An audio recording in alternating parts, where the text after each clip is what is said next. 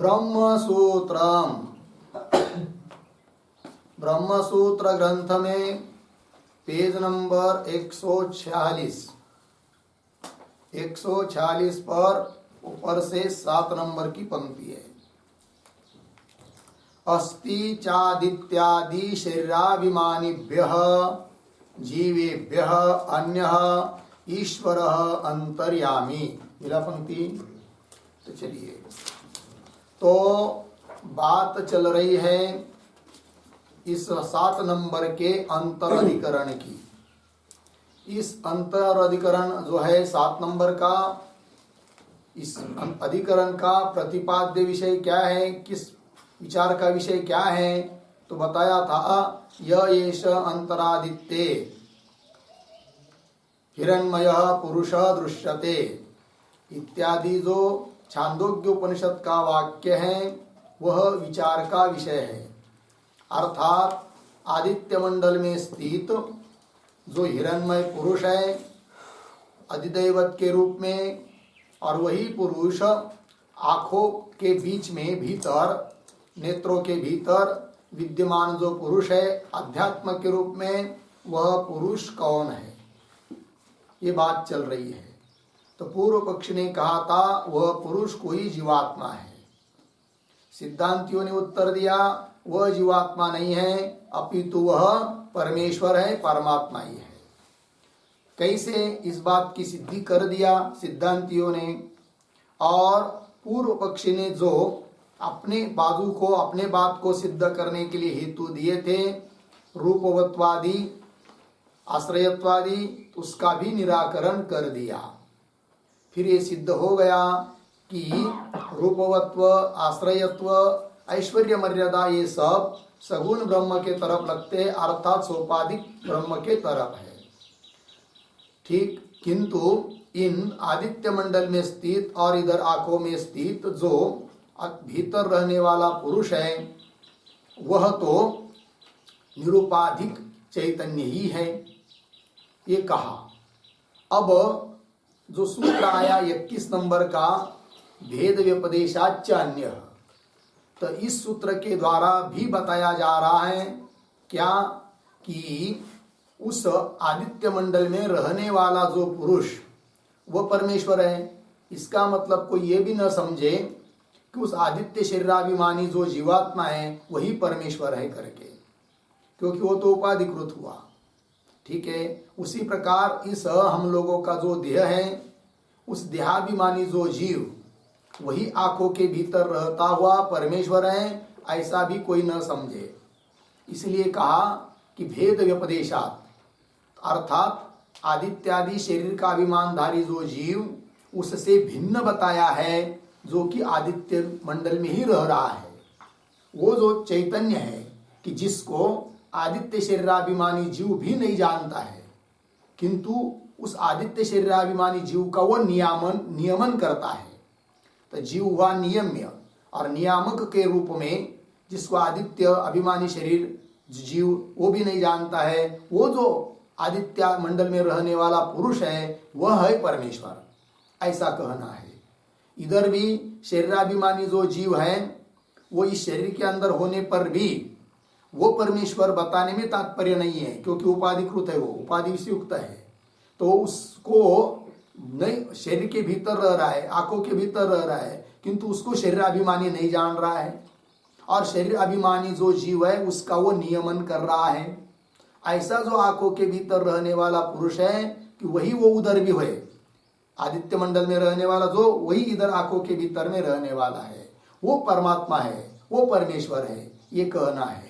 तो भेद व्यपदेशाच्च, इस सूत्र के द्वारा भी वही बात बताई है। उस सूत्र का अर्थ भाष्यकार भगवान स्पष्ट कर रहे हैं अस्ति च आदित्य इत्यादि पंक्ति के द्वारा।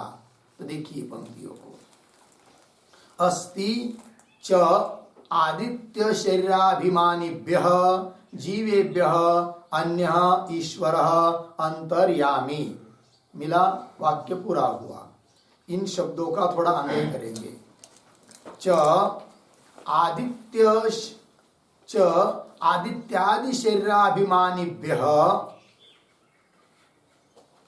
जीवेभ्यः अंतिम का शब्द अंतर्यामी ईश्वरः अन्यः अस्ति।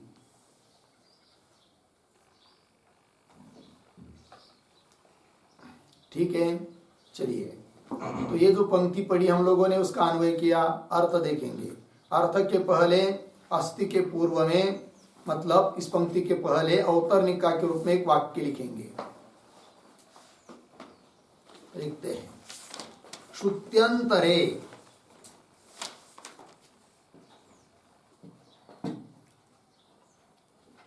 श्रुत्यंतरे आदित्य जीवात्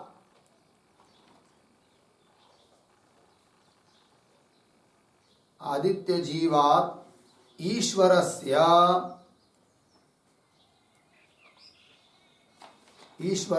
भेदोक्तेः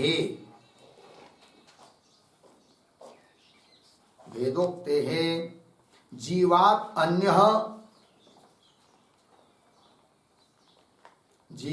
अन्यः ईश्वरः सिद्धः। अन्यः ईश्वरः सिद्धः इति सूत्रार्थम आह।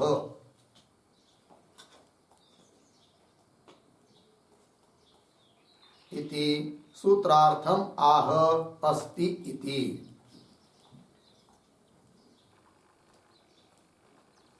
ठीक है, देखिए भैया अर्थ।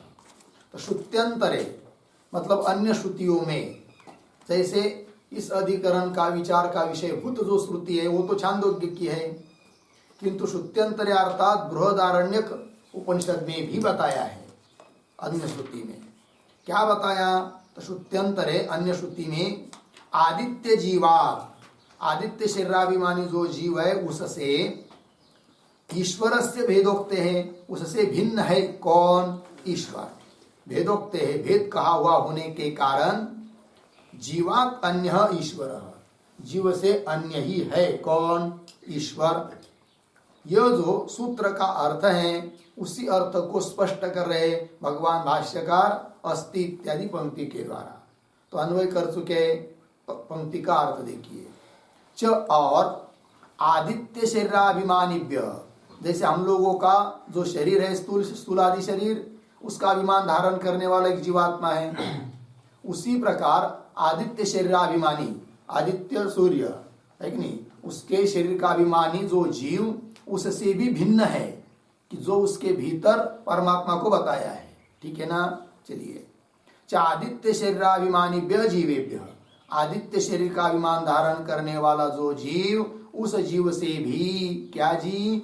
अंतर्यामी ईश्वर अन्य, अंतर्यामी जो ईश्वर परमेश्वर है, केवल शुद्ध चैतन्य स्वरूप परमात्मा, वह क्या? उससे भिन्न है, सोपाधिक जीव से भिन्न है, ये कहना है। और वही इधर भी है, वो और वो दो नहीं है, और वही अन्य के शरीर में भी है, वही उनके शरीर में है, वही पशु के शरीर में है, सभी जगह वही परमेश्वर छिपा हुआ है जो कि अंतर्यामी के रूप में है। देखिए, च आदित्य शरीराभिमानीभ्य जीवेभ्य अंतर्यामी ईश्वर अन्य अस्ति। लग गया? तो कौन है वो अन्य श्रुतियां? तो श्रुत्यंतरे अन्य श्रुति में भी बताया, कहा भेद उपदेश किया है अन्य जगह पर, तो उसको स्पष्ट कर रहे। यह आदित्य तिष्ठन् आदित्यात् अंतरः यम आदित्य न वेद यस्य आदित्य शरीरम यह आदित्यम अंतरः यमयति एषः ते आत्मा अंतर्यामी अमृतः इति श्रुत्यंतरे भेद व्यपदेशात्। इति इस प्रकार श्रुत्यंतरे अन्य श्रुति में भी भेद का व्यपदेश, भेद का निर्देश, भेद का प्रतिपादन किया है। किससे किसका भेद? तो जो शरीराभिमानी है उससे भिन्न है वह भीतर रहने वाला चैतन्य रूप पुरुष परमात्मा। ऐसा तो कैसा?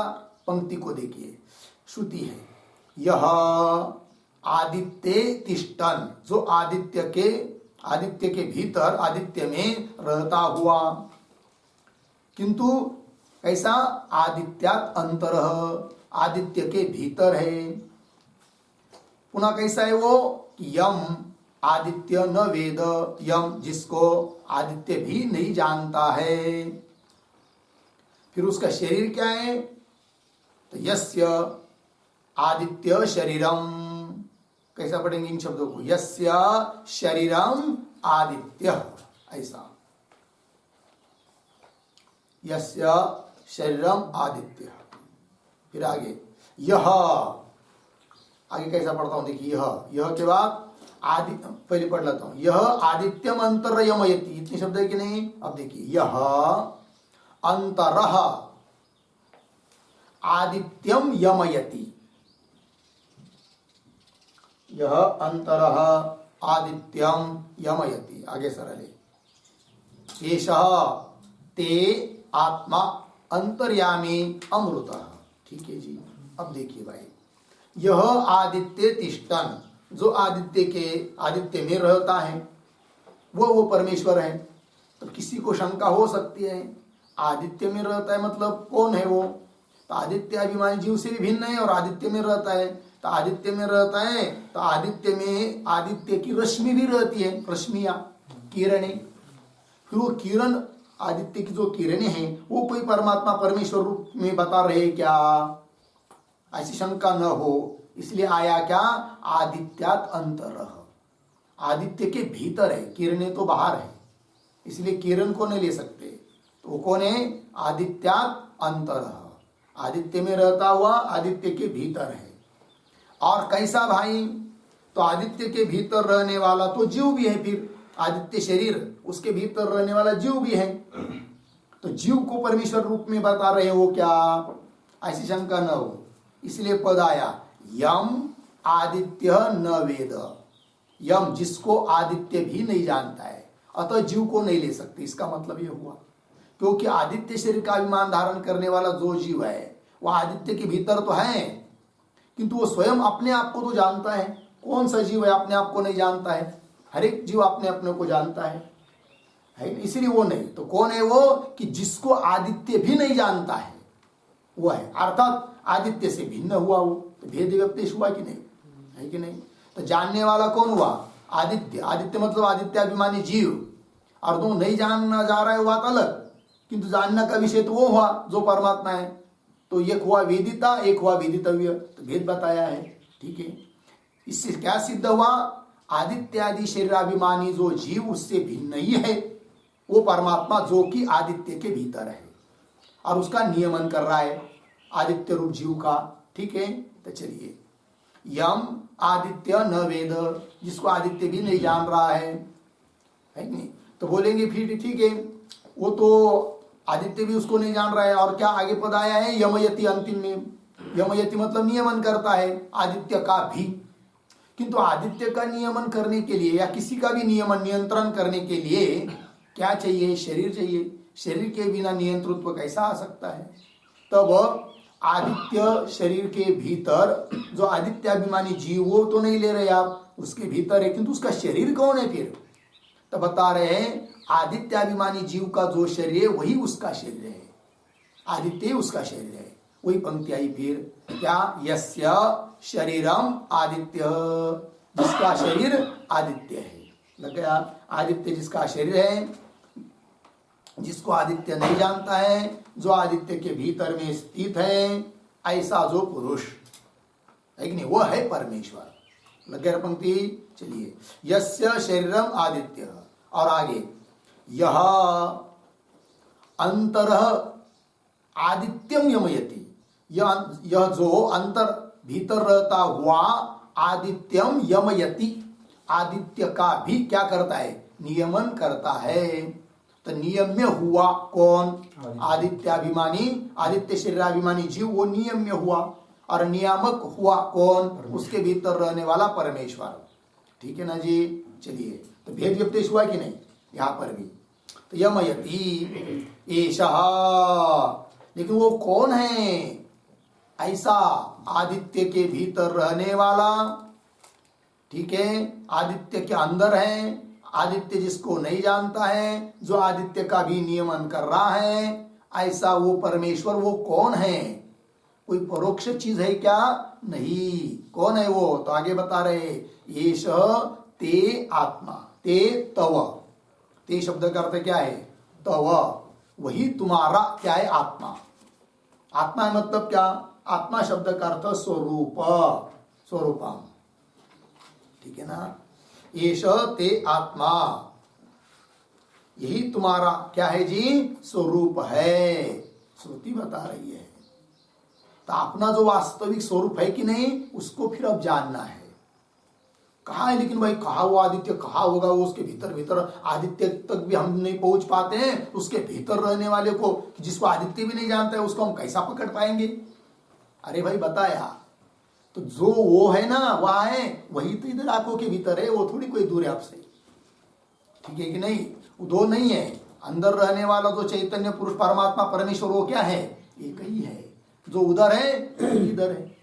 जैसे आदित्य शरीराभिमानी जीव उसको नहीं जानता, वैसे हम लोगों का स्थूल शरीराभिमानी जो जीव, वो भी उसको कहा जान रहा है। शास्त्र संस्कार नहीं रहे तो नहीं जान रहा है कि कोई चैतन्य के बल पर ये सब चल रहा है करके, किंतु उसको हम लोगों को अब जानना है। तो शरीर उपाधि, अंतःकरण आदि उपाधि से युक्त जो ये स्थूल सूक्ष्म शरीराधिक है, इसका बाद करके इन सबकी सत्ता जिसके पर है, जिसके आधार पर है, वो चैतन्य तत्वमय हूं।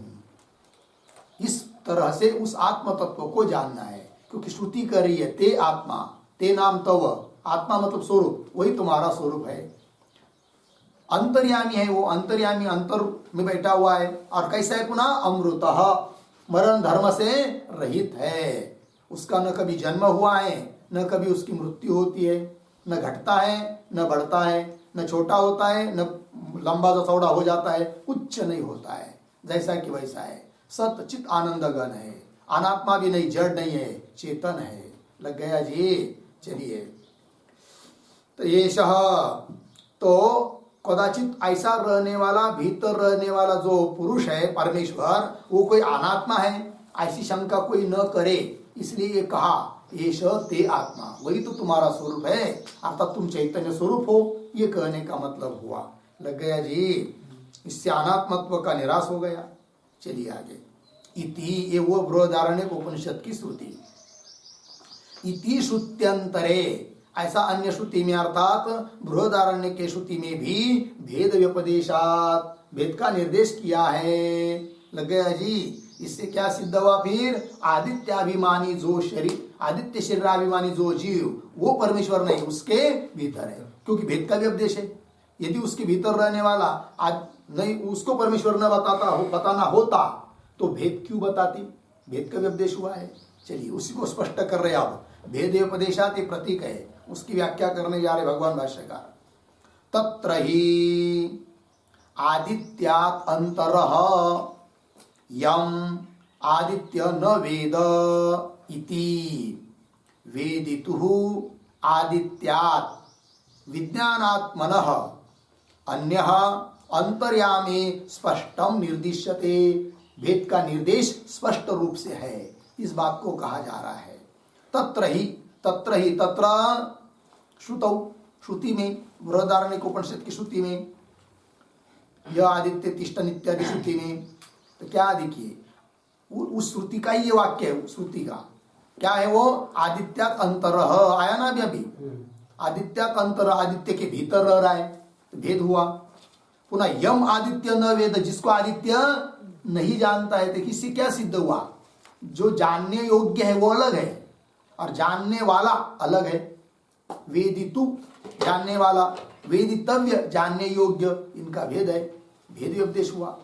यम आदित्य न वेद इति, इस प्रकार वेदितु आदित्यात् विज्ञानात्मनः, विज्ञानात्मनः इसकी विशेषण दो, वेदितु आदित्यात्, है कि नहीं?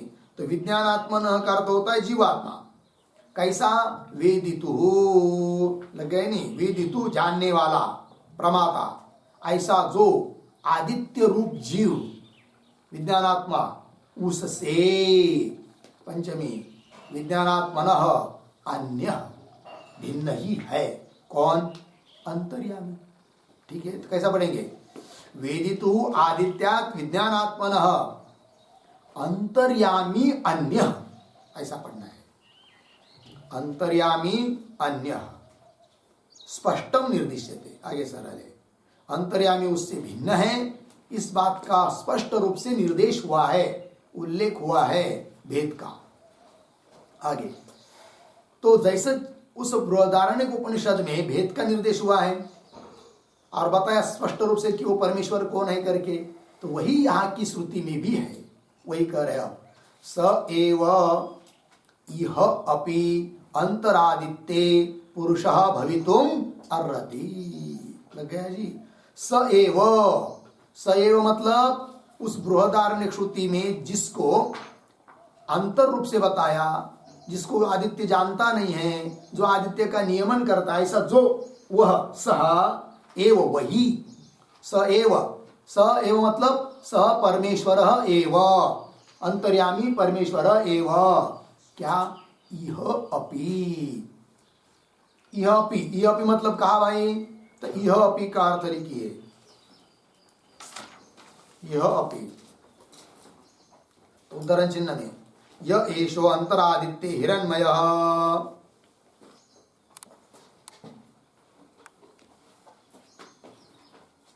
य एषो अंतरादित्य हिरण्मयः उद्धरण चिन्ह इत्यादि। छांदोग्योपनिषद 1:6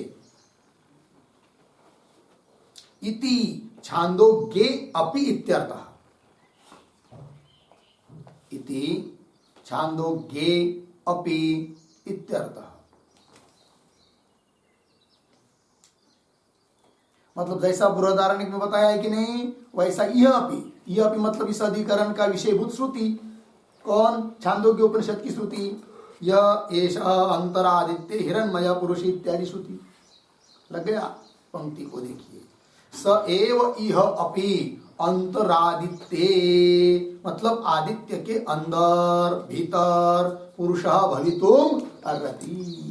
इस श्रुति का भी प्रतिपाद्य विषय वही है, उस परमेश्वर को ही बताना चाह रही है यह छांदोग्य उपनिषद की श्रुति भी। ठीक है ना। बोलेंगे क्यों ऐसा, वहां पर बृहदारण्यक श्रुति में वो बताया है भीतर रहने वाला पुरुष परमेश्वर, या क्यों उसी को बताना। तो हेतु दे रहे क्या, श्रुति सामान्य मतलब वो भी श्रुति है, ये भी श्रुति है। उस श्रुति का जो अर्थ है वही इस श्रुति का अर्थ है। अतः उस श्रुति में जो भीतर रहने वाला परमेश्वर पुरुष बताया, वही परमेश्वर पुरुष यहां भी समझना है। श्रुति सामान्यात मिला, तो श्रुति सामान्यात पर एक वाक्य लिखते हैं,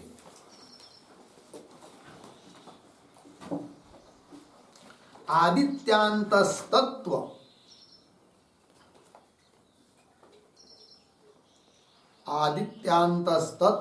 श्रुति सामान्यात, श्रुति सामान्यात इत्यर्थः। पूर्ण विराम। आगे आदित्यस्थः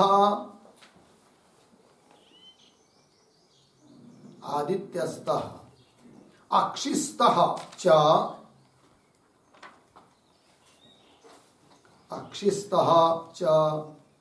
उपास्यः पुरुषः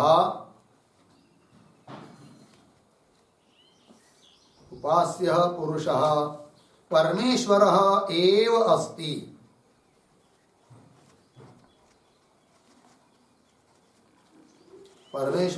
एव अस्ति। इति उभयोः श्रुतयोः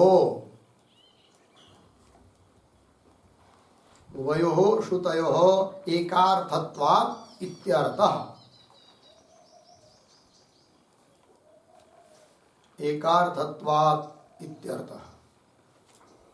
ठीक है जी।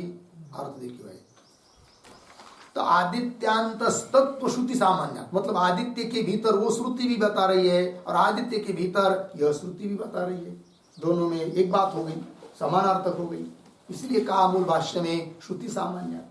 और स्पष्ट कर रहे टिप्पणी में, आदित्यस्तः आदित्य में रहने वाला, और इधर अक्षिस्तः आंखों में रहने वाला, जो कि उपास्य पुरुष है।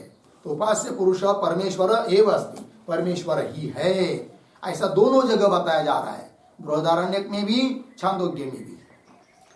इति उभयोः श्रुतयोः बृहदारण्यक छांदोग्य दोनों श्रुतियों का एकार्थत्व, दोनों श्रुतियों का अर्थ एक ही होने के कारण।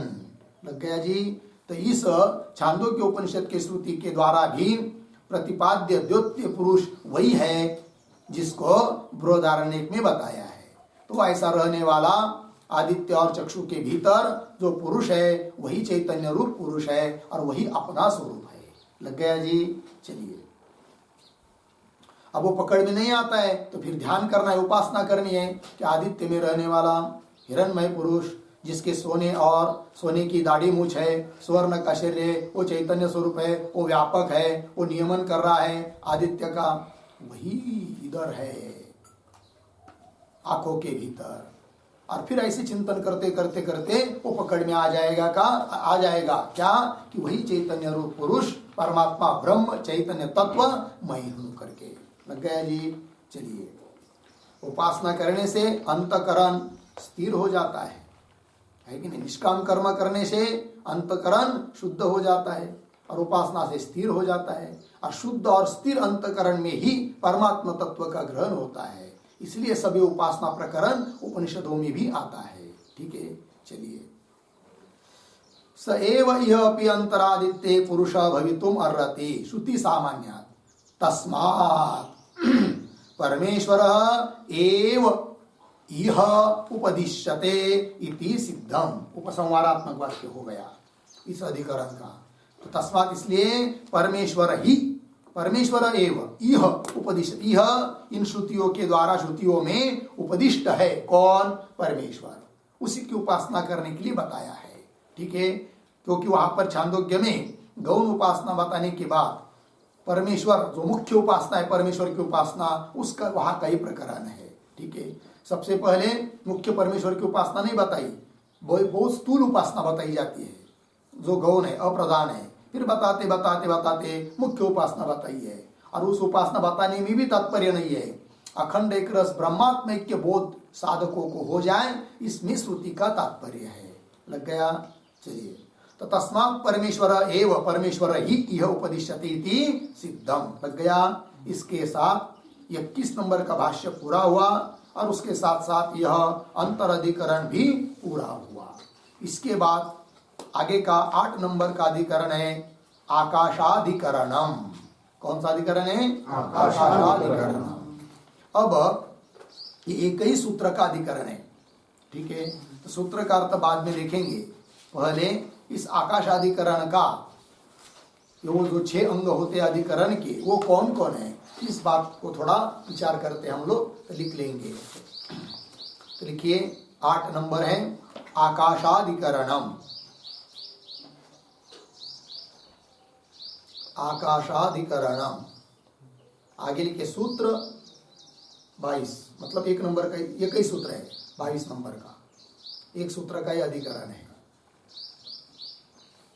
उसके नीचे कंस में लिखिए आकाशाधिकरणम, पंक्ति लिखी ना, उसके नीचे कंस में लिखिए ब्रह्मणः एव,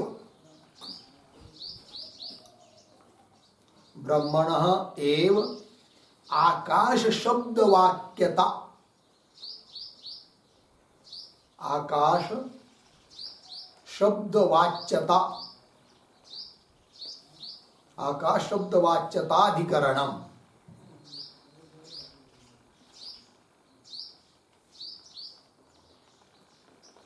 ठीक है।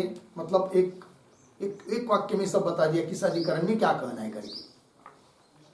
क्या लिखा कि ब्रह्मण एव आकाश शब्द वाच्यता, आकाश शब्द की वाच्यता, आकाश शब्द का अर्थ ब्रह्म ही है, इस बात को सिद्ध करना है।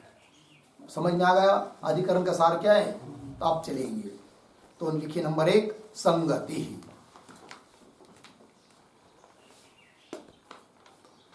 संगति बराबर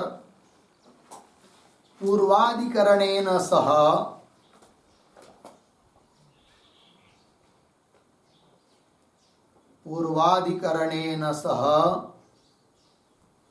अस्य अधिकरणस्य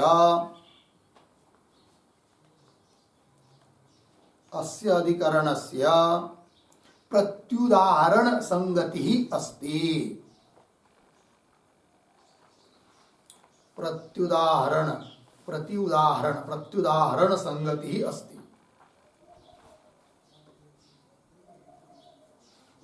संगति ही अस्ति पूर्ण विराम। तथा ही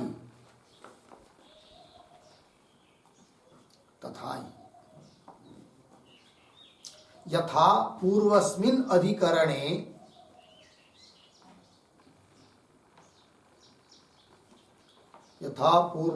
अधिकरणे सर्व पाप्मराहित्यादि निश्चितलिंगेन सर्व पाप्मराहित्यादि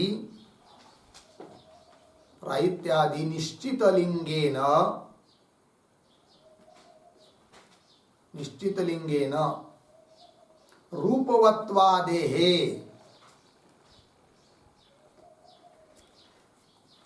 रूपवत्वादेहे अन्यथा नयनम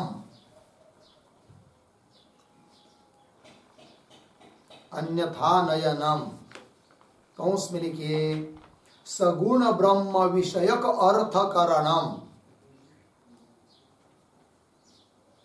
सगुण ब्रह्म विषयक अर्थकरणम कौंस बंद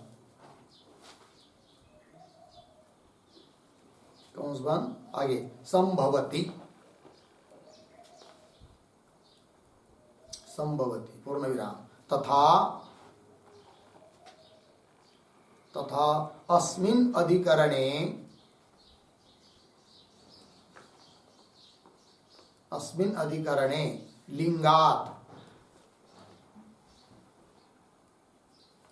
लिंगात् कौंस में लिखिए लिंग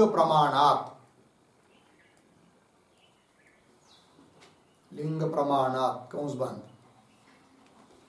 आकाश श्रुति ही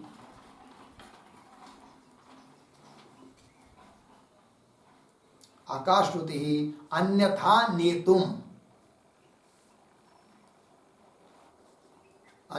नेतुम कौंस में लिखिए सगुण ब्रह्म विषयक मंतुम।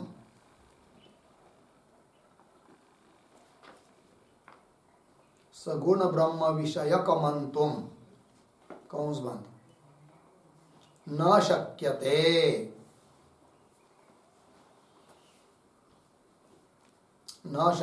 पूर्ण विराम। लिंग प्रमाणात् श्रुतेः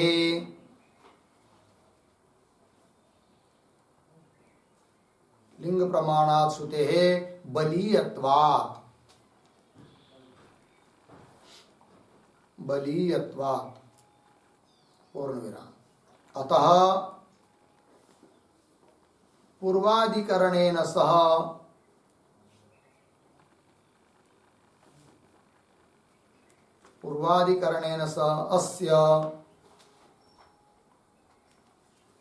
अस्य प्रत्युदाहरण संगति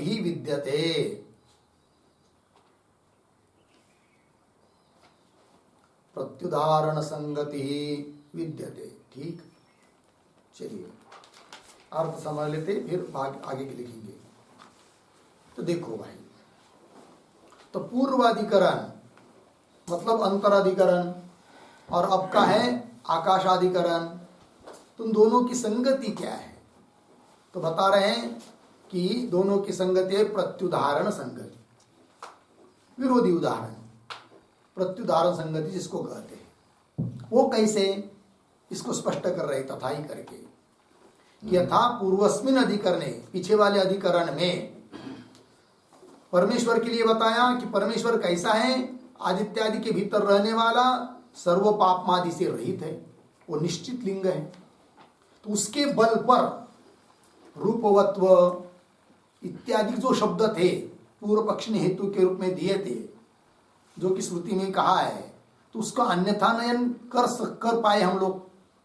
मतलब वो सगुण परख है, रूपवत्वादिक, इस बात का चिंतन कर पाए। ठीक है, तो वही कहा यथा पूर्वस्मिन् अधिकरणे सर्व पापमरा इत्यादि निश्चित लिंगेन रूपवत्वादेः, है कि नहीं, रूपवत्व आधार श्रवण वगैरह वगैरह वो सब उसको अन्यथा नयनम संभवती। अन्यथा नयन मतलब वो सगुण ब्रह्म विषयक है, ऐसा अर्थ कर पाए, तथा उस प्रकार इस अधिकरण में नहीं कर सकते। यदि उसी प्रकार का कर पाते तो उसके जैसा ही उदाहरण होता, किंतु वैसा नहीं कर पाएंगे। यहाँ पर क्यों नहीं कर पाएंगे वो भी बता रहे हैं। लेकिन क्या देखिए, तथा अस्मिन अधिकरणे, इस अधिकरण में, आकाश अधिकरण में, लिंगात मतलब लिंग प्रमाण से आकाश श्रुति अन्यथा नेतुम न शक्यते। आकाश श्रुति, आकाश इत्यादि शब्द अन्यथा नेतुम मतलब सगुण ब्रह्म विषयक है, वो इस प्रकार कह नहीं सकते।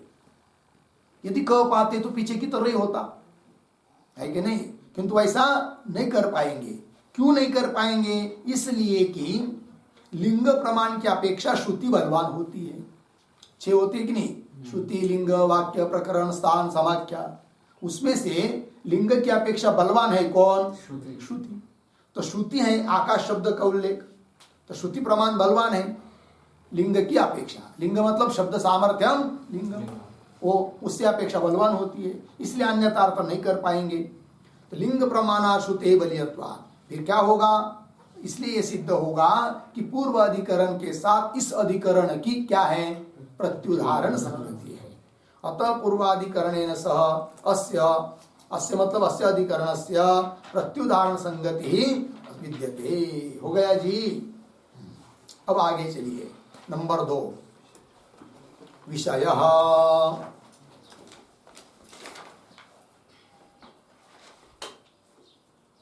विषयः बराबर उद्धरण चिन्ह में अस्य लोकस्य,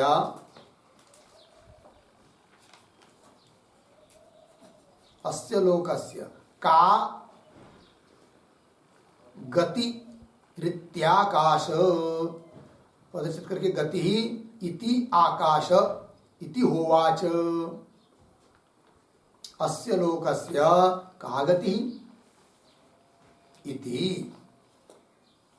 आकाश इति होवाच, उद्धरण चिन्ह बंद। छांदोग्योपनिषद 1:9-1 1:9-1 इत्यादि वाक्यम, इत्यादि वाक्यम अस्मिन् अधिकरणे, अस्मिन् अधिकरणे विचार विषयः, विचार विषयः अस्ति।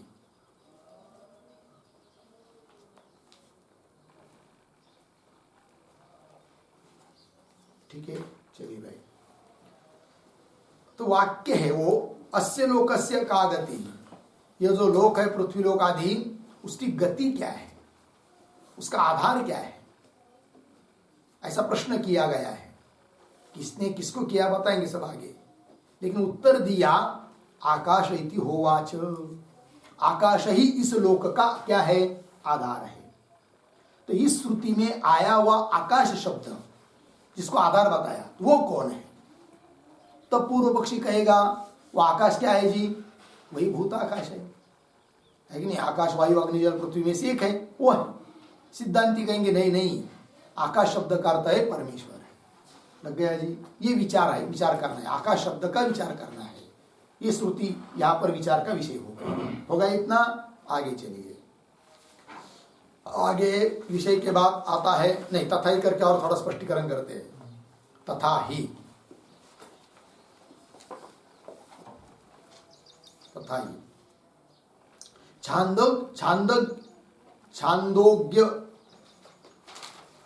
छांदोग्योपनिषदि, उपनिषदि छांदोग्योपनिषदि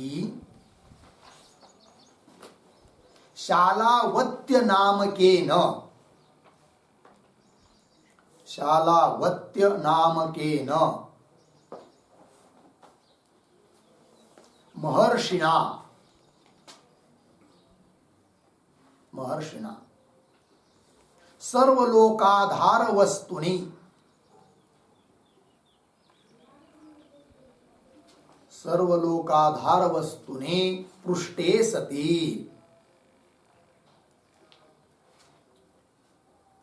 पृष्ठे सति प्रवाहन नामकस्य,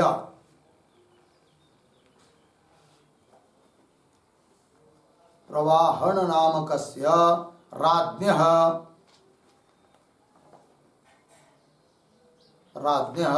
उत्तरम अस्ति।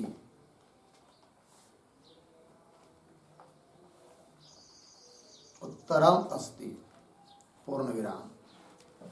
तत्रत्यम वाक्यम एतत्। तत्रत्यम वाक्यम एतत्। आगे की तरफ बांध देकर आगे उद्धरण चिन्ह में आकाश इति होवाच।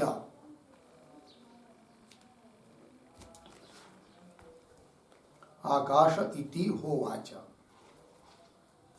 उद्धरण चिन्ह बन छांदोग्य 1:9-1 पूर्ण विराम। तत्र आकाश शब्दस्य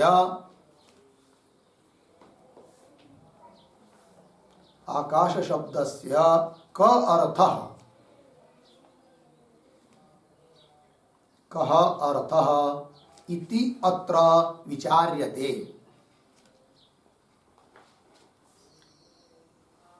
इति अत्र विचार्यते। ठीक है, देखो भाई अर्थ स्पष्टीकरण कर दिया। छांदोग्य उपनिषद में प्रसंग आता है, शालावत्य नाम की कोई महर्षि ऋषि है और उन्होंने प्रश्न किया क्या कि सर्वलोकाधार वस्तुनि पृष्ठे सति, सभी लोगों का आधार कौन है। आया था ना अभी, अस्य लोकस्य का गति, इस सभी लोगों का आधार रूप वस्तुओं को, ऐसा प्रश्न किया।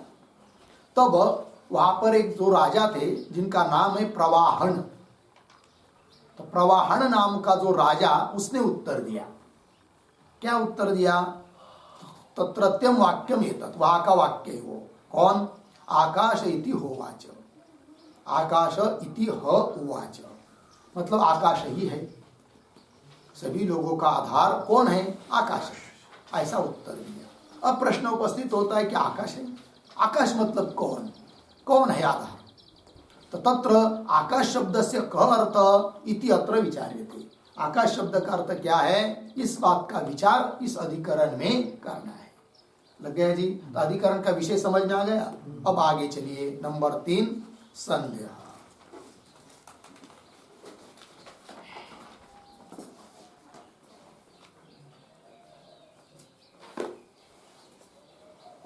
संदेह देखिए उदाहरण चिन्ह में आकाश इति होवाच। आकाश इति होवाच उदाहरण चिन्ह इत्यत्र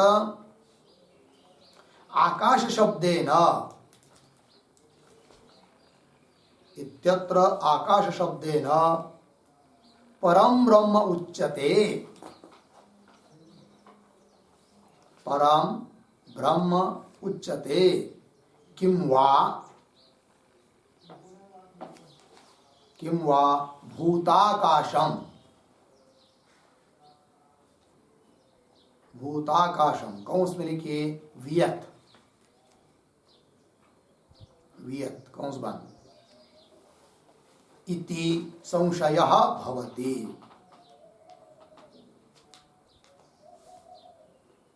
इति संशयः भवति। हो गया, अर्थ समझ लेंगे। तो आकाश इति होवाच, ये उत्तर दिया गया है ना। इत्यत्र आकाश शब्द से, शब्दे न, आकाश शब्द का क्या अर्थ है? परब्रह्म अर्थ है कि भूत आकाश अर्थ है? ये हुआ क्या? संशय, संदेह। पर इस पर फिर आता है कौन? पूर्व पक्षी। 4 नंबर पर लिखिए पूर्व पक्ष। पूर्व पक्ष तो लिखते आगे, लोक प्रसिद्ध्या,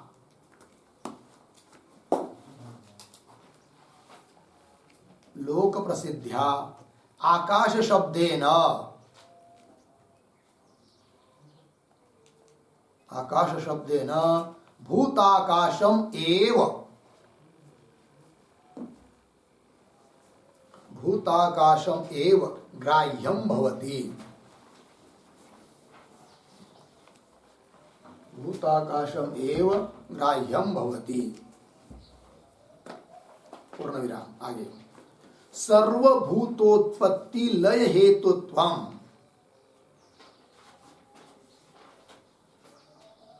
सर्वभूतोत्पत्ति लय हेतुत्वम च वियति, वियति कौंस में लिखे आकाशे, आकाश कौंस बंद, उपपद्यते, उपपद्यते पूर्ण विराम। उद्धरण चिन्ह में आकाशाद वायु, वायोरग्नि, वायोरग्नि उद्धरण चिन्ह बंद, इत्यादौ, इत्यादौ वायवादीनां, वायवादीनां सर्वभूतानां, सर्वभूतानां वियत कार्यत्व श्रवणात्, वियत कार्यत्व श्रवणात् पूर्ण विराम। नीचे की पंक्ति में यद्यपि, यद्यपि उद्धरण चिन्ह में थोड़ा, यदेष आकाश आनंदो न स्यात्, यदेष आकाश आनंदो न स्यात् उद्धरण चिन्ह बंद, तैत्तरीय 2:7। आगे इत्यत्र, इत्यत्र परमेश्वरे, परमेश्वरे आकाश शब्द प्रयोगः दृश्यते, आकाश शब्द प्रयोगः दृश्यते, तथापि, तथापि व्यापकत्वादि साधर्मेण,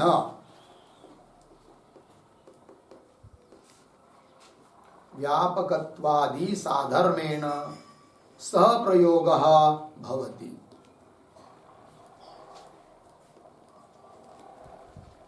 सह प्रयोगः भवति पूर्ण विराम। शब्दस्य अर्थः न तु आकाश शब्दस्य अर्थः परमात्मा भवति, परमात्मा भवति अर्धविराम, किंतु भूताकाश एव अर्थः अस्ति, किंतु भूताकाशः एव अर्थः अस्ति। हो गया। चलिए ये पूर्व पक्षी की बात हो गई, अर्थ समझ लेते फिर सिद्धांत लिखेंगे।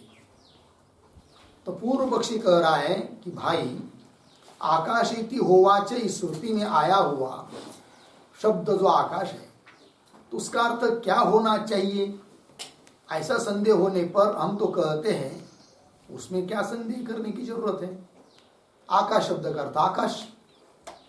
बोलेंगे क्यों, लोक प्रसिद्धि है। किसी को पूछेंगे घट किसको कहते हैं तो कोई बताएगा इसको घट कहते हैं क्योंकि लोक प्रसिद्ध है। उस प्रकार लोक प्रसिद्धि होने के कारण लोक प्रसिद्धिया आकाश शब्द न कौन लेना है, भूताकाश। भूताकाश मतलब पंचमहाभूतों में से जो आकाश है वो आकाश, अनात्म पदार्थ आकाश वो लेना है, ऐसा कह रहा है पूर्व पक्षी। भूताकाशम एव ग्राह्यम भवति, क्यों, तो सर्वभूतोत्पत्ति लय हेतुत्वम च वियति उपपद्यते। सभी भूतों की, बाकी के सभी भूत वायु आदि, उनकी उत्पत्ति, उनका लय, उनके सबके लिए कारण है कौन, आकाश। इसलिए आकाश ही लेना चाहिए आकाश शब्द का अर्थ। सर्वभूतोत्पत्ति लय हेतुत्वम च वियति अर्थात आकाश है उपपद्यते, क्योंकि श्रुति स्वयं बता रही है क्या, आकाशाद वायु, आकाश से वायु उत्पन्न होता है, वायु से अग्नि आदि करके सभी आगे की भूतों की उत्पत्ति होती है आकाश से। अतः आकाश शब्द का अर्थ आकाश है, अर्थात इस समस्त लोक का आधार आकाश ही है। उसी में समस्त वायुवादिक उत्पन्न होते हैं, स्थित रहते, लय हो जाते हैं।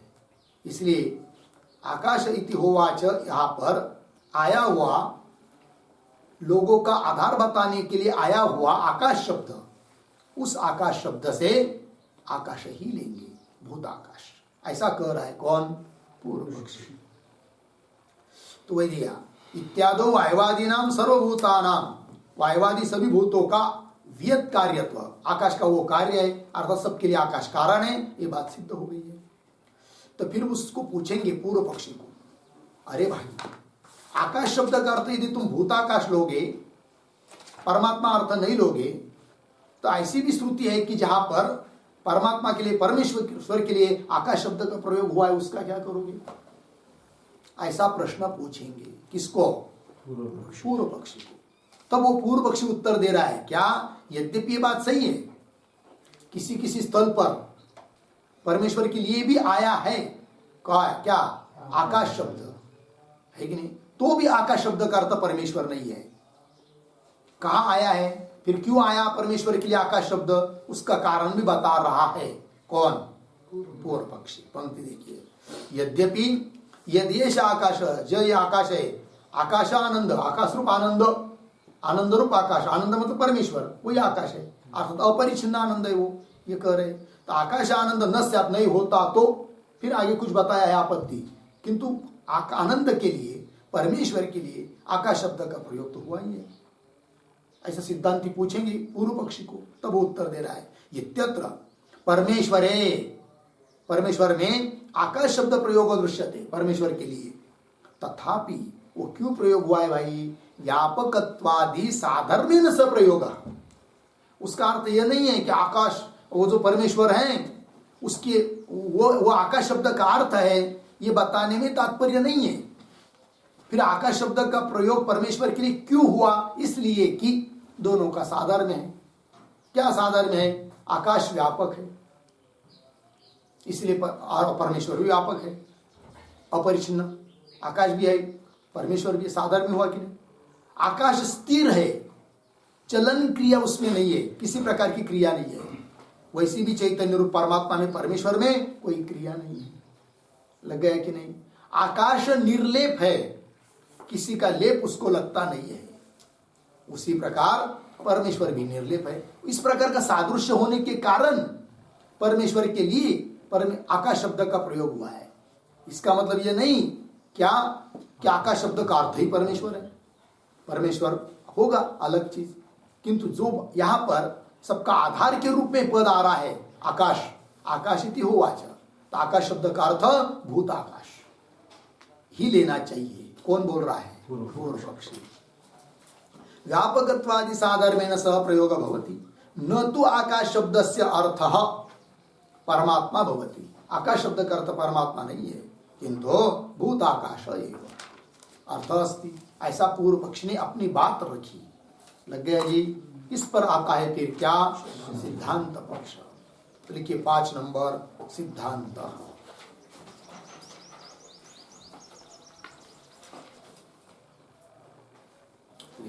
आकाश शब्देन, आकाश शब्देन ब्रह्म एव गृह्यते, ब्रह्म एव गृह्यते, पूर्ण विराम, उद्धरण चिन्ह में सर्वाणि ह वा, सर्वाणि ह वा इमानि भूतानि, इमानि भूतानि आकाशादेव समुत्पद्यन्ते, आकाशादेव, आकाशात् एव समुत्पद्यन्ते, अर्धविराम, आकाशम प्रत्यस्थम, आकाशम प्रत्यस्थम यन्ति, अर्धविराम, आकाशो हि एव एभ्यः जायानि,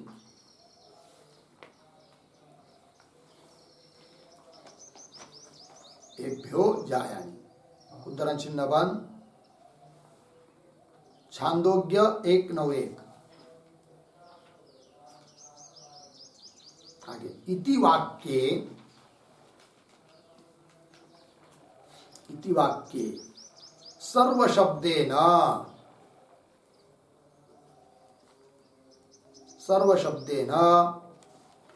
वियत सहित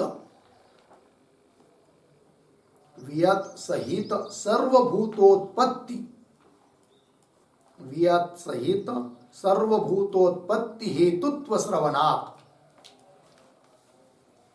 वियत सहित सर्वभूतोत्पत्ति हेतुत्व श्रवणात्। पूर्ण विराम। आगे न च वियतो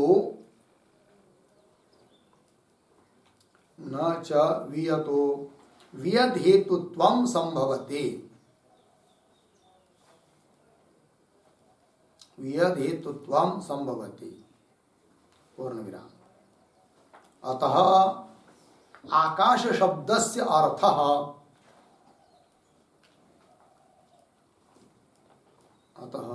आकाश शब्दस्य अर्थः परमेश्वरः एव अस्ति, परमेश्वरः एव अस्ति। पूर्ण विराम। आगे लौकिकी रूढ़िः तु वियति एव अस्तु, वियति एव अस्तु। अर्धविराम। श्रौति रूढ़िः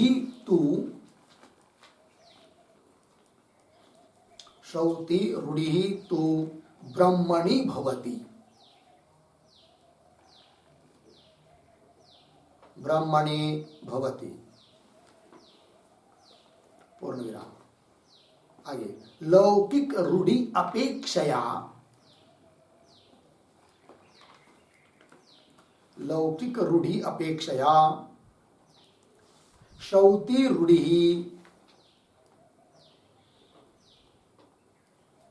श्रौति रूढ़िः बलवती अस्ति,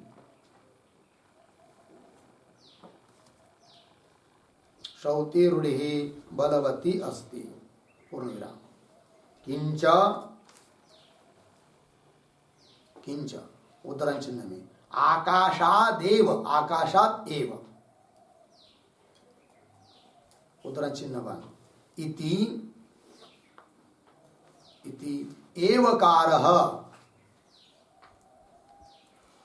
एवकारः कारणान्तरं व्युदस्यति, कारणान्तरं व्युदस्यति व्युदस्यति।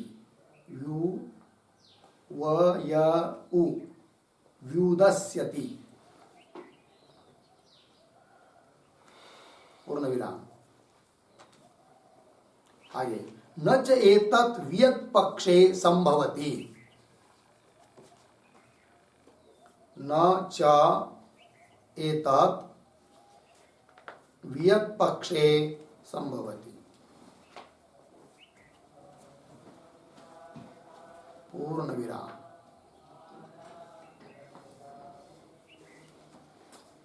लग गए इतना? घटादिषु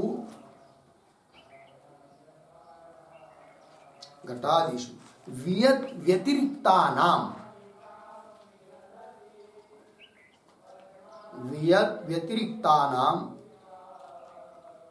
मृदादिकारणानां उपलम्भात्।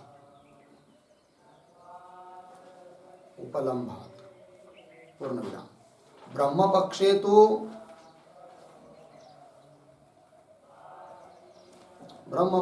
तो सद्रूपस्य ब्रह्मणः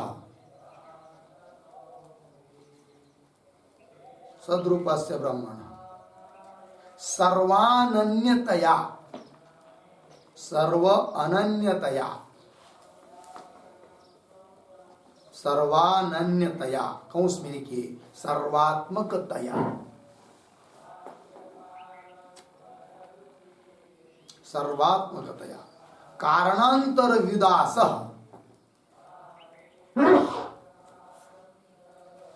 कारणांतर विदासः उपपद्यते।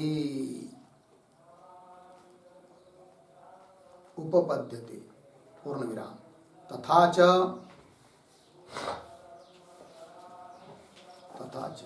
सर्वापेक्षया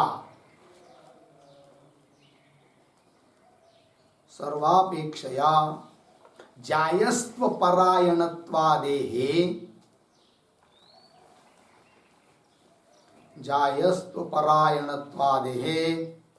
ब्रह्मणि एव संभवात्।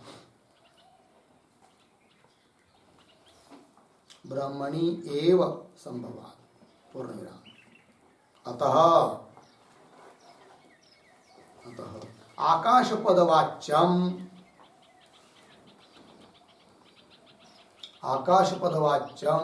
ब्रह्म एव भवति इत्यर्थः।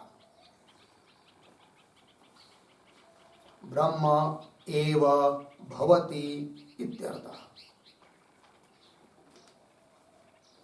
हो गया? चलिए अर्थ समझ लेते थोड़ा। तो सिद्धांती कह रहे हैं आकाश शब्देन ब्रह्म एव गृह्यते। आकाश शब्द से ब्रह्म ही अर्थ है। यहाँ आकाश इति होवाच इस पंक्ति में क्यों कि श्रुति बता रही है सर्वाणि ह वा इमानि भूतानि आकाशात एव समुत्पद्यन्ते। सभी भूत, सभी के अंदर आकाश भी आ गया फिर। तो सर्वाणि इमानि भूतानि आकाशात एव कार आया, आकाश से ही समुत्पद्यन्ते उत्पन्न होते। फिर आकाशम प्रत्यस्तम यंती, प्रत्यस्त मतलब लय, यंती गच्छन्ति, फिर आकाश को ही लय होते, आकाश में ही लय हो जाते हैं, है कि नहीं? आकाश ही एव एभ्य जायानि, आकाश ही इन सबसे श्रेष्ठ है, बड़ा है, महान है, परायण है, आश्रय है। इति वाक्ये, ये श्रुति है छांदोग्य उपनिषद की। इति वाक्ये सर्व शब्देन, इमानि सर्वाणि शब्द आया ना, तो सर्व शब्देन क्या बताया गया? वियत सहित सर्वभूतोत्पत्ति हेतुत्व श्रवणा। वियत मतलब आकाश, आकाश सहित सभी भूतों की उत्पत्ति के लिए कारण बताया है, जो वो आकाश अर्थात परमात्मा। इससे क्या सिद्ध हुआ? फिर आकाश शब्द का अर्थ परमात्मा है। तो वियत सहित सर्वभूतोत्पत्ति हेतुत्व श्रवणा मतलब आकाश शब्द का अर्थ आकाश भी है व्यवहार में, भूताकाश। किंतु श्रुति जब बता रही है कि सबका आधार कौन? आकाश, वहां पर आकाश शब्द का अर्थ परमात्मा है। ठीक है ना जी? ये कहना आगे न च वियत वियद हेतुत्वम संभवती। समझ लीजिए आकाश शब्द का अर्थ परमात्मा नहीं करेंगे तो क्या होगा जी? तो ये जो पंक्ति आई है सर्वाणि ह वा इमानि भूतानि आकाशादेव, तो सभी ये भूत आकाश से उत्पन्न होते हैं। और सभी मतलब क्या? वियत सहित सभी भूत, आकाश, वायु, अग्नि, जल, पृथ्वी। फिर आकाश से आकाश उत्पन्न हो सकता है क्या? नहीं हो सकता है, संगति नहीं लगेगी। अतः उस परमात्मा से आकाश से ही सर्वभूत उत्पन्न होते हैं। अतः आकाश शब्द का अर्थ परमात्मा है, ये कहना। न च वियत वियद हेतुत्वम संभवति, अतः आकाश शब्द से अर्थ परमेश्वर एव अस्ति। लग गया? आगे चलिए तो बोलेंगे लौकिक रूढ़ी आकाश शब्द की मतलब लौकिक रूढ़ी मतलब लौकिक प्रसिद्ध, लोक प्रसिद्धि। लोक आकाश शब्द से परमेश्वर अर्थ लेते हैं क्या? नहीं। क्या लेते हैं फिर? भूताकाश, वो अर्थ लेते। उसका क्या करोगे? तब उसका उत्तर दे रहे क्या? तो लौकिक की रूढ़ी तो वियतीय वस्तु, उसमें रहने दो, उसको कोई हमको दिक्कत नहीं है। लोग आकाश शब्द से भूताकाश को समझते, कोई दिक्कत नहीं है कि नहीं? किंतु श्रुति में जो आया आकाश पद है उसका विचार हम कर रहे हैं। लोक में प्रयोग होने वाले आकाश शब्द का विचार नहीं चल रहा है। ठीक है?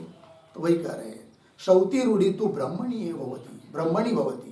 श्रौति रूढ़ी मतलब श्रुति में प्रसिद्ध जो आकाश शब्द है, इसका मतलब यह नहीं कि श्रुतियों में जहां भी कहीं आकाश शब्द आएगा वहां परमात्मा ही अर्थ रहेगा, ऐसी भी बात नहीं है। बहुत जगह भूताकाश के लिए भी श्रुति में आकाश शब्द का प्रयोग हुआ है, किंतु बहुत जगह ऐसी भी है कि परमेश्वर के लिए आकाश शब्द का प्रयोग हुआ है। और आकाश इति हुआ चाहिए, यहां पर जो आकाश शब्द है वो तो परमेश्वर के लिए है, इसका चिंतन चल रहा है। ठीक है? तो श्रौति रूढ़ी तो ब्रह्मणी भवती। और दो रूढ़ी है, दो प्रसिद्धि, उनमें से बलवती है कौन? श्रौति रूढ़ी। वही कह रहे हैं लौकिक रूढ़ी अपेक्षया श्रौति रूढ़ी श्रुति की प्रसिद्धि बलवती अस्ति। किंच, और एक बात, आकाशात एव कार आया है भाई, ठीक है ना। तो आकाशात एव इति एवकारः क्या करता है? एव कारणांतरम विदस्यति, विदस्यति निरस्यति, अन्य कारणों का निराश कर रहा है।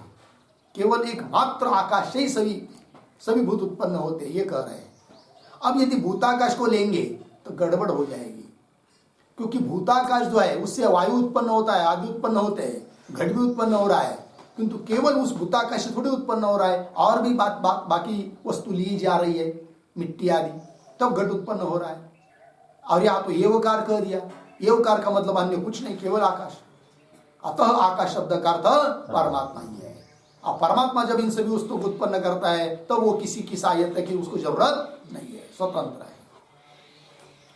न च एतत् वियत पक्षे संभवति, कैसे? घटादिषु वियत व्यतिरिक्ता नाम, घटादि उत्पन्न होने में वियत से अतिरिक्त, आकाश से अतिरिक्त मिट्टी आदि का भी स्वीकार किया जाता है। घटादिषु वियत व्यतिरिक्ता नाम हृदादि कारणा नाम उपलब्धि हो रही उसकी, मतलब लिया जा रहा है उसको। ब्रह्म पक्षे तो, और आकाश शब्द का अर्थ ब्रह्म करते तो सब बात ठीक हो जाती है। ब्रह्म पक्षे तो सद्रूपस्य ब्रह्मण सर्व अनन्यतया, मतलब सर्वात्मकतया, वो सर्वात्मक होने के कारण कारणांतर विदास उपपद्यते, अन्य सभी कारण का विदास निराश करना वो उपपन्न हो जाता है, लग गया। तथा और क्या? सर्वापेक्षा जायस्व परायणत्वादे है, सबके अपेक्षा महान है ऐसा बताया गया, और सबका परायण है, आश्रय स्थान है, ये बताया गया। ये भी उस परमात्मा परमेश्वर में ही लगता है, भूताकाश में नहीं। तथा च सर्वापेक्षा जायस्व परायणत्वादे ब्रह्मणि एव संभवात्, ब्रह्म में ही संभव है, भूताकाश में नहीं।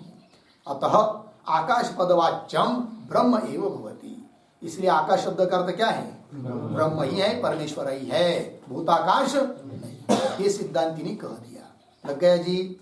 चलिए अब अंतिम का मुद्दा है प्रयोजनम, 6 नंबर प्रयोजनम। तो लिखिए, पूर्व पक्षे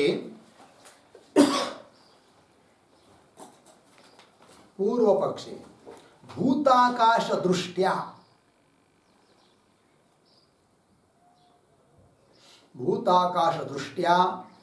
उद्गितोपासनम फलम भवति, पूर्ण विराम। सिद्धांते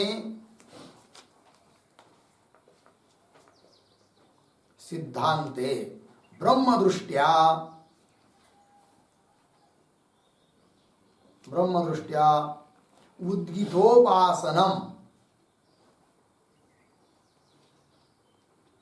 उद्गितोपासनम फलम भवति।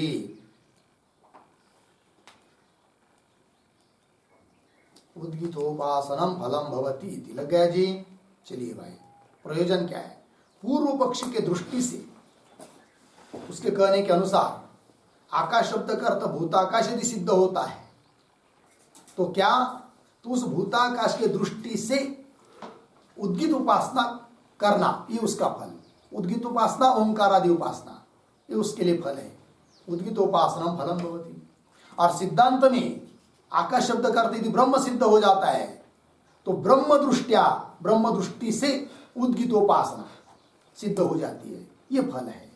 तो फल का भी भेद हो गया कि नहीं, वो ये बात बताई। ये हुआ भाई इस अधिकरण का क्या विषय है, क्या प्रयोजन है, इन सभी बातों का चिंतन। अब थोड़ा सा वो जो 2 श्लोक आते हैं हर एक अधिकरण के लिए, किसके श्लोक है वो? वैयासिक न्यायमाला के। तो उन 2 श्लोकों को भी हम लोग पढ़ लेते हैं, तब कल से भाष्य चलेगा। श्लोक को पढ़ते हैं। आकाश इति होवाचे त्यत्र खं ब्रह्मवात्र खं शब्दस्य तत्र रूढत्वात् वायवादिः सर्जनादपि। आकाश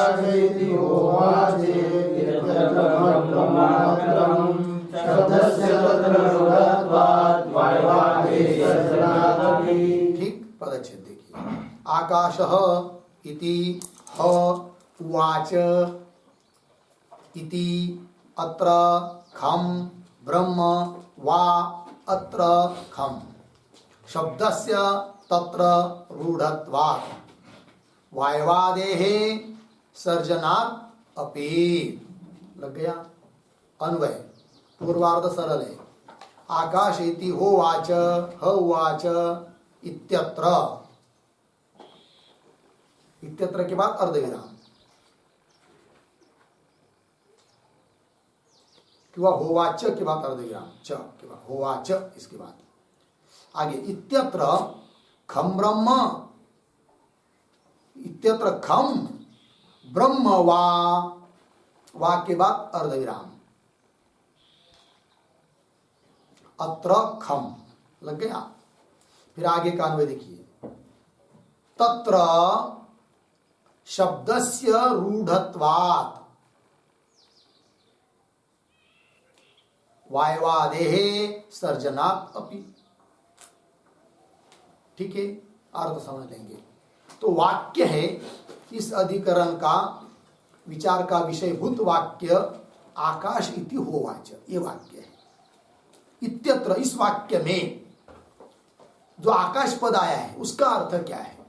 तो संशय उत्पन्न होता है, खम ब्रह्म वा, मतलब खम मतलब भूताकाश। उस आकाश शब्द का अर्थ भूताकाश है, खम आकाश है, कि उसका अर्थ ब्रह्म है। खम ब्रह्म वा, ये संशय हुआ। तो पूर्व पक्षी आया, अत्र खम। तो इस श्रुति में आया हुआ आकाश शब्द का अर्थ क्या करेंगे भाई? खम। खम मतलब भूताकाश, यही अर्थ करेंगे। पूर्व पक्षी बोल रहा है। क्यों हेतु दे रहा है पूर्व पक्षी? तत्र शब्दस्य रूढ़त्वात्, तत्र मतलब उस आकाश में ही आकाश शब्द रूढ़ होने के कारण। रूढ़त्वात् लौकिक रूढ़ी, मतलब लोक में निश्चित है, लोक में प्रसिद्ध है, रूढ़ी इसको कहते हैं। ठीक है ना? इसलिए आकाश शब्द का अर्थ आकाश ही है, भूताकाश ही है, ऐसा बोल रहा है कौन? पूर्व पक्षी। एक हेतु दिया, तत्र शब्द से रूढ़त्वात्। और दूसरा हेतु, वायवादे सर्जनात् अपि, वायु इत्यादि की उत्पत्ति भी उस आकाश से ही होती है। अतः आकाश शब्द का अर्थ भूताकाश ही है, ऐसा कह रहा है कौन?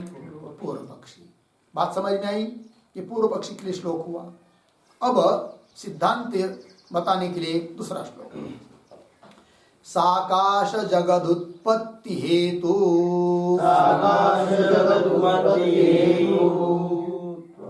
हेतु उत्पत्ति तक, आकाश जगदुत्पत्ति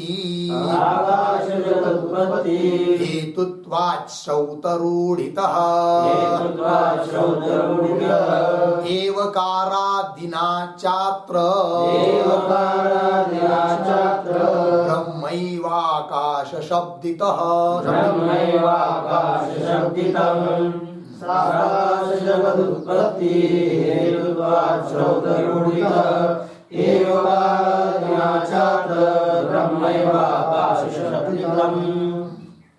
साकाश जगत उत्पत्ति हेतुत्वात् श्रौतरूढ़ितः एवकारादिना च अत्र ब्रह्म एव आकाश शब्दितम।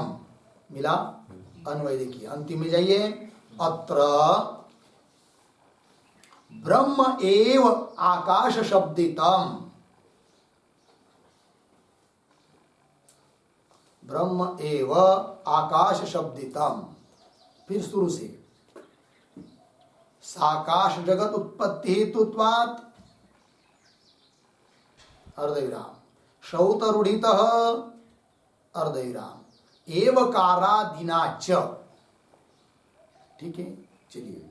तो सिद्धांति कह रहे अब अत्र, अत्र मतलब आकाश इति होवाच, इस श्रुति में आकाश शब्द का अर्थ ब्रह्म ही है।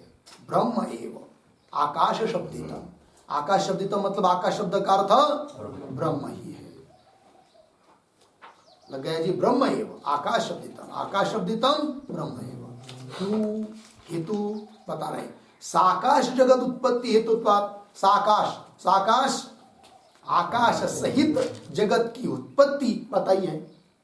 अतः उस श्रुति में आया हुआ आकाश शब्द का अर्थ आकाश नहीं है, क्योंकि आकाश आकाश से उत्पन्न नहीं हो सकता, और आकाश सहित जगत की उत्पत्ति बताई है, अर्थात आकाश शब्द का अर्थ परमेश्वर ही है। ठीक है, साकाश जगत उत्पत्ति हेतुत्वात् एक, शौतरूढ़ित दूसरा हेतु।